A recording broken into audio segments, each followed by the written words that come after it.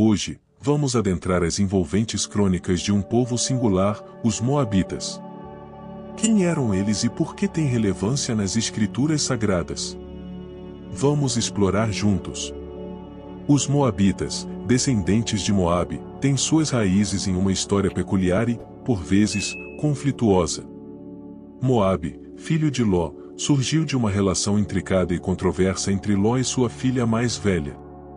A saga da família não para por aí, pois Ló também teve outro filho, Benami, com sua filha mais nova. Essa linhagem se estendeu para se tornar os ancestrais dos Amonitas.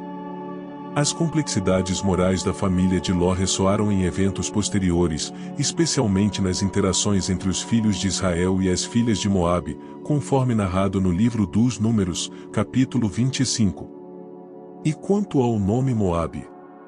Algumas interpretações sugerem uma possível conexão com a expressão meu pai, aludindo às circunstâncias desconfortáveis de sua concepção. No entanto, não há certezas ou provas irrefutáveis para apoiar essa teoria. A Bíblia, em Gênesis capítulo 19 nos fala não apenas de Moabe como indivíduo, mas também da terra e do povo que carrega seu nome, os Moabitas. Mas onde estava situada a terra de Moabe? Este lugar se erguia em um planalto a leste do Mar Morto, elevando-se majestosamente a cerca de 1000 metros acima do nível do mar. Oferecia uma terra fértil, perfeita para a agricultura, especialmente para o cultivo de cereais e uvas. Além disso, a criação de ovinos tornou-se um pilar econômico vital para os moabitas. O tamanho das terras de Moabe oscilou ao longo do tempo, com a fronteira sul geralmente ancorada no Vale do Sir, enquanto a fronteira norte era delineada a partir do rio Arnon, estendendo-se até um limite um tanto difuso ao norte. A região de Moabe provavelmente abrigou diversas comunidades desde tempos antigos. Ao longo dos anos, os descendentes de Moabe estabeleceram-se ali, entrelaçando-se com os habitantes locais através de casamentos e alianças. A relação entre os moabitas e os israelitas, seus parentes próximos, foi complexa, alternando entre momentos de coexistência pacífica e episódios de profunda inimizade. Com o tempo, os moabitas tornaram-se uma força predominante na região. O nome Moabe passou a englobar não apenas um indivíduo ou uma população, mas também o território e seus habitantes. Este grupo emergiu de raízes intricadas e complexas, crescendo para formar um reino próspero e bem estruturado, com uma economia sólida. Grandes construções pontuavam o horizonte, e pequenas fortalezas surgiam em pontos estratégicos de suas fronteiras para se protegerem de ameaças externas. A Bíblia menciona diversas aldeias e cidades na região, nos mostrando um cenário em que os moabitas prosperaram, expandindo seu território, especialmente para o norte. Os moabitas já eram reconhecidos como um povo poderoso no momento do êxodo dos israelitas do Egito, conforme nos relata o livro de Êxodo, capítulo 15 versículo 15. Sua religião, embora fortemente influenciada pelo paganismo cananeu, era marcada por rituais intensos e, por vezes, obscuros, ligados à natureza e à fertilidade. Entre seus deuses, destacavam-se Ashoret, a deusa da fertilidade, e Chemos, o deus da guerra, a quem ofereciam sacrifícios animais e humanos em honra. A relação entre israelitas e moabitas era, para dizer o mínimo, bastante complexa. Apesar de períodos de coexistência pacífica e intercâmbio cultural e econômico mencionados na Bíblia, também havia momentos de tensão e conflito. Quando os israelitas deixaram o Egito, os moabitas não os receberam calorosamente. Balac, o rei de Moabe, até tentou amaldiçoar Israel ao contratar o falso profeta Balaão antes de atravessarem o rio Jordão. Além disso, a mistura entre israelitas e mulheres moabitas e marianitas, juntamente com a participação em práticas de idolatria, gerou tensões e conflitos.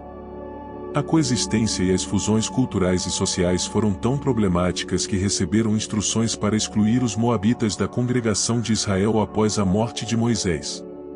O local de descanso final de Moisés permanece um mistério até hoje, situado em algum lugar enigmático na terra de Moabe. Durante o período dos juízes em Israel, os moabitas, longe de serem amigos amigáveis dos israelitas, exerceram opressão sobre eles durante 18 anos sob o reinado do rei Eglon. Ao longo dessas histórias, vemos a relação entre os moabitas e os israelitas flutuar, marcada por altos e baixos, amizades fugazes e conflitos amargos. Um juiz de Israel, notável por ser canhoto, emergiu como libertador, quebrando a opressão de Moabe. No entanto, as histórias na crônica dos moabitas não se resumem a conflitos e guerras. Há também relatos de integração e amor, como o caso de Noemi, uma israelita, e suas duas noras moabitas, Orfa e Ruth. Após a morte de seus filhos, Noemi decidiu retornar à sua terra natal, Belém. Ruth, uma das noras, optou por acompanhá-la, fazendo uma escolha de lealdade e fé que a ligou à linhagem de rei Davi e, mais tarde, de Jesus Cristo, quando se casou com Boaz da tribo de Judá. Na monarquia de Judá em Israel, também vemos flutuações nas relações com os moabitas, à medida que os reis Saul e Davi lutaram e subjugaram os moabitas em momentos distintos. Houve também períodos de relativa paz e coexistência. A morte do rei Salomão, que resultou na divisão do reino de Israel, abriu uma janela para os moabitas reivindicarem sua independência. Embora as relações com Israel continuassem sendo uma mistura de subjugação, rebelião e eventual libertação. Uma história particularmente notável envolveu os reis de Israel, Judá e Edom unindo forças em uma coligação para atacar os moabitas. No entanto, um ato chocante do rei moabita, que sacrificou seu próprio filho, interrompeu a guerra.